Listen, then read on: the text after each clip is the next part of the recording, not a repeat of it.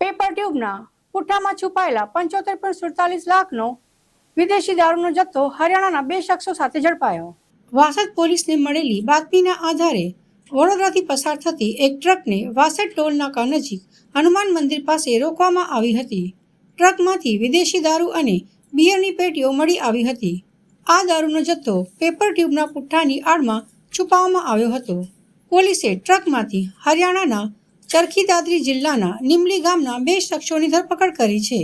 આરોપીઓની ઓળખ મુનેશ કુમાર સતીશ કુમાર મનફુલ જાટ અને જીતેન્દ્ર રણબીર દાનક તરીકે થઈ છે. પૂછપરછમાં જાણવા મળ્યું છે કે આ દારૂનો જથ્થો પારડીના ઉમેશબાબુ પટેલે પારડી વલસાડ હાઈવે પરથી ભરાવ્યો હતો.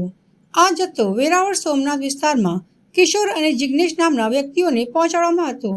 પોલીસે વિદેશી દારૂ, રોકડ રકમ, મોબાઈલ ફોન અને ટ્રક સહિત કુલ ₹85,53,040નો મુદ્દામાલ જપ્ત કર્યો છે.